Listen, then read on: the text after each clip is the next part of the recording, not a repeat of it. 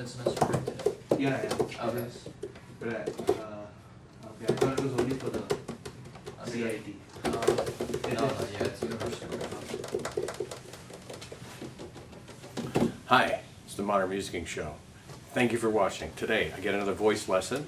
We're going to talk with Thomas Douglas, who runs the operas and chorus here at Carnegie Mellon. We're going to hear from the Exploded Ensemble and a really fun music history moment. Thanks for watching.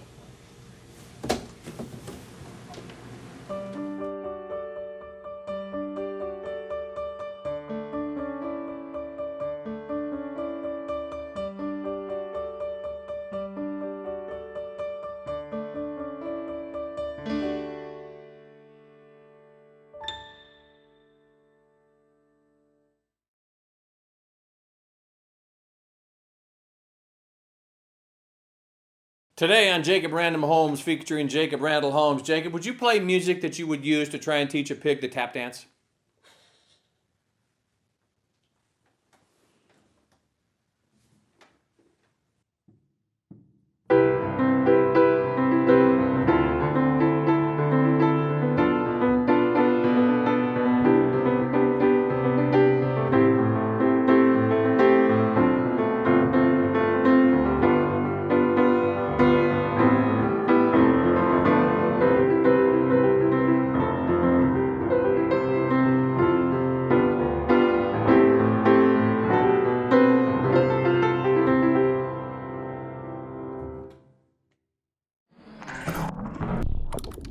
All right, it's time for another deep dive. I'm very, very excited to sit down with a good friend of mine, one of my favorite people on campus. Thomas Douglas is, if you want to find out about the voice and or chorus and or opera and you come to Carnegie Mellon, this is the guy that you're going to spend a whole bunch of time with. Thank you for sitting down and talking with us. Well, I'm glad to be here. I mean, I do have several other colleagues they can talk to. And so you don't teach applied voice lessons, but when Right. we get into the ensemble settings, then... Yeah. So let's start there. So what all are your responsibilities? Well, I'm the director of choral activities, so I have two choruses here, the CMU chorus and the CMU singers, which is a smaller group. The CMU chorus is about 45, 50 people, and then when we add the juniors and seniors, we end up with a group of about 70, 75. I see. And so the juniors and seniors are part of that select group that you were talking about? Or is that a totally different thing? It's a totally different group, but there are some that are part of the select group. It's 18 people. I gotcha. Yeah. And so how often will that group rehearse and perform? We rehearse both groups rehearse twice a week, and they perform 3 times a year. We generally do a holiday concert with the Philharmonic, and then we have a guest maestro in the wintertime to do an oratorio with the same group. And then we have a concert on our own auspices later on in the spring. I see. That's the same for both groups. Gotcha. And how long have you been doing that? I've been the director of choral activities for about 5 or 6 years. I've been at Carnegie Mellon for 29 years. I started in the music school as the accompanist for the chorus, and then I started teaching classes in the drama school. And then they created a joint appointment for me between both of the schools. And I did that for quite a long time until the choral position opened here. I see. Yeah. And so how much crossover is there currently between the School of Music and the School of Drama? Not enough. There could be more. The School of Drama designers and technicians are part of the creative team for the operas. I see. But in terms of performances, there's very little crossover. So let's stay with opera for a second. So Yeah, how many sure. opera performances or We do 3 productions a year. One in October, one in January, and then usually one in April. And my goal is to provide an opportunity for the students to perform and to see operas of different genres and languages. So I always think that every year I want to do, like a Handel or a Mozart, something like that, something traditional, and then want to do something contemporary, and then something else. I see. And so with the operas, what kinds of, so the students are involved with every aspect of production. It's not just the onstage stuff, but for example, the freshman vocalists are all involved in the crew stuff. Right, they're part of the run crew or part of the build crew, depending on what's necessary for that particular production. So from freshman year through senior year they're involved. Sophomore year they're not particularly involved unless we need to dip into that class for some casting needs. But junior and senior year, of the 3 operas, they're required to be in 2 each year. So they'll have 4 opera performing credits when they graduate. So you have auditions for the lead roles. We have auditions for everyone, I see. usually in the springtime. So we have selected the operas, we auditioned for them, and then the students know before they leave for the summer what roles they will have. And then what's the expectation of the students in the summer? You hope that they'll come back knowing what? Their role. Seems And like a that silly question. they'll have it virtually memorized. I see. Because we have such a short amount of time for rehearsal that when the rehearsals begin, the expectation is that you will already know your role and pretty much be off book. So this is it's a really interesting point, because there's I think a lot of time with younger musicians there's a misunderstanding that rehearsals, by the time you get to a rehearsal, whether it's with an orchestra, a jazz band, or a chorus, Right. you already know your part. You don't learn your part. Your practicing takes place elsewhere. So this is really testament to that. Well, that's true. That's more true in opera than it is in chorus. In chorus, we learn the music together oftentimes, but because of the abbreviated or the short rehearsal process for opera, there's no time to learn your music once you get there. It's about learning your blocking, learning the staging, working with the ensemble. We generally will do a double cast for each opera so that more students can have opportunities. So that cuts the time even shorter in half, so that both casts have an opportunity to work. Gotcha. And so the students, after their undergraduate experience, where do they tend to go? Or what's the path for a budding vocalist? Well, that's where it can go in many, many different directions. A lot of students consider taking a gap year where they just try to figure out their life, where they might want to go. Some come back and do an AMS, or Advanced Music Studies program, where they have a year to kind of create with their teacher what they want to do for that year, whether they want to learn, French art song, or whether they want to explore other forms of music, or do some pop music or some music theater. And then other groups of students go to grad school right away. They'll audition during their senior year and get enrolled in a grad school. I'm an instrumentalist, but from what I understand, one of the challenges for vocalists is that voices take much longer to mature. Yeah. And so, how do you navigate those waters, or what can you tell about an undergraduate, and how do you prepare them for that eventual? Well, hopefully they will start to get a sense of what they want to do when they finish school. I mean, many times they start out saying, okay, I want to be an opera singer. And then maybe by junior year, they find that they're more interested in composition, or they might be more interested in directing, or they might be more interested in music theater. So by the time they graduate, they will have a better sense of what they actually want to do, and then they make the necessary preparations for that. So let's leave Carnegie Mellon for a second. You have Yeah. a pretty active career outside of the university. You do a lot of conducting. Do you also, I first knew you as a singer. Do you sing much anymore? In the shower? Does that count? No. I sing some, but I sing in church. I get hired to sing occasionally, but I don't do much singing. It's kind of transferred to conducting. But you do get on a plane quite often to go do some conducting. What Right. kinds of conducting do you do? Well, I conduct a music theater program in Wichita, Music Theater of Wichita. I've been there for a good 19, 20 years. Wow. And conduct 5 musicals every summer. And then I also had the Newton Symphony, which I conducted 3 times a year, but I gave that up. It was just too much. The full life. Yeah, it was full. What are you excited about that's coming up on the horizon? What am I excited about? I'm always excited to see how the students grow and develop, and particularly when we start working on an opera, to really see how they've taken the training that they've had for the 2 years, which isn't a lot of time, and start to really explore what it is to take the next step as an artist. If you could go back in time and tap yourself on the shoulder and whisper something in your ear, some advice to yourself at any point, I don't care when, what advice would you give yourself? I would tell myself to relax a little bit more, and I would just reassure myself that I'm okay. Well, Thomas, thank you so much for sitting down to talk with us. Thomas Douglas, come check him out. Come listen to the performances. You can find the performances of the chorus and the opera online through the Carnegie Mellon website. Thank you so much for sitting Sure, down. thanks. It's good to be here. All right, so we're on Lance Learns to Play. Robbie Rosso is going to continue to teach me how to sing. We learned how to breathe the last time. So what's We're going next? to do some Italian diction next. Italian diction. Okay. Yes. Yeah. Makes sense. So when the music is written, the proper stresses of the syllables are going to be placed on stronger beats in the music.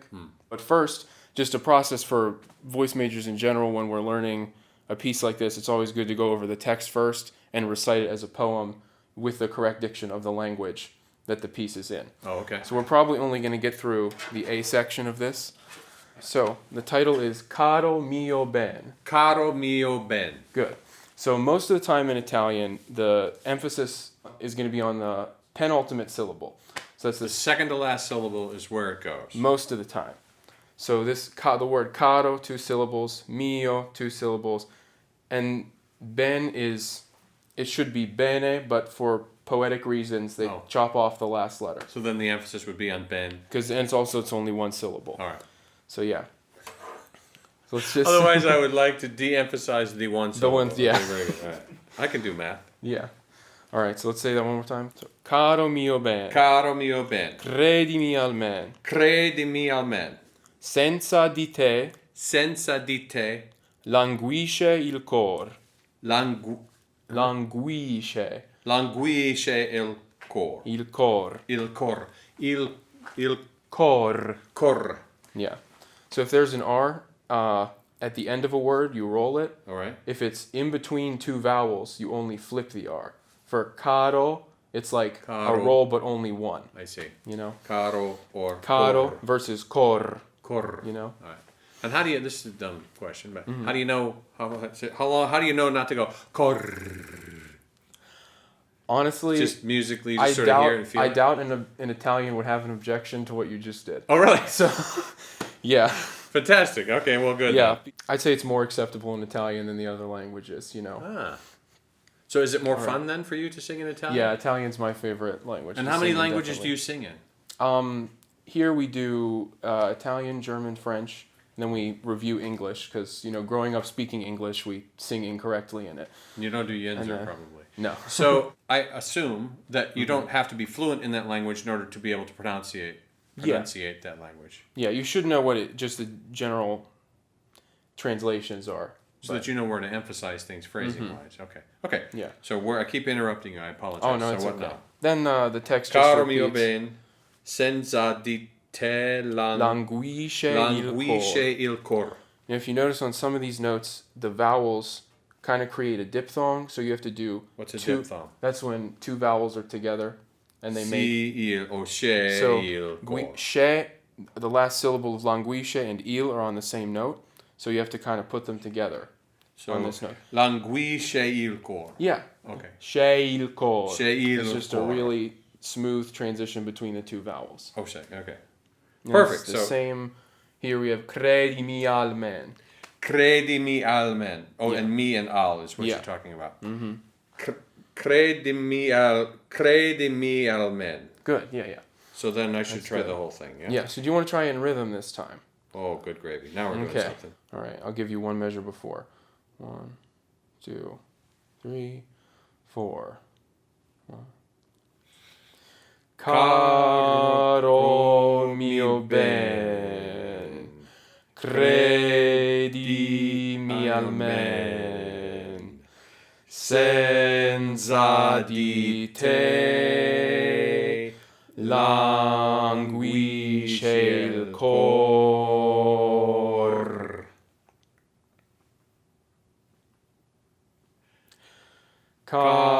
Caro mio ben, senza di te languisce il cor. Oh, Yeah. well, it's just half. Half note. Sorry, man. We're doomed. Yeah. All right, so that's the pronunciation of Caro mio ben.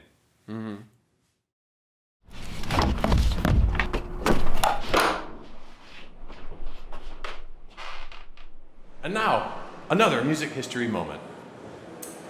Today I'd like to talk about Simon Estes. Simon Estes was one of the first African American men to sing at the Metropolitan Opera. He's a bass baritone who was born in 1938 in Centerville, Iowa. And my home state is actually Iowa, so I think that's pretty cool.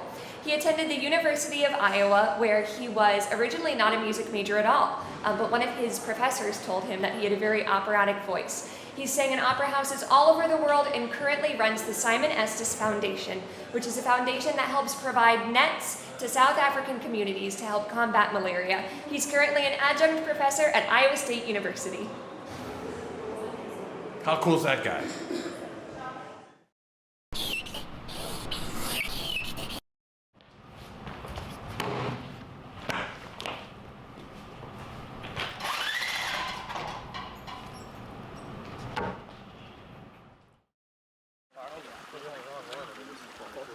Of how scared he is of turkeys.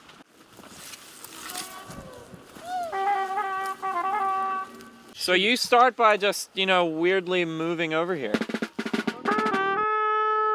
Like a forest beast, just watch out for the poop. Really?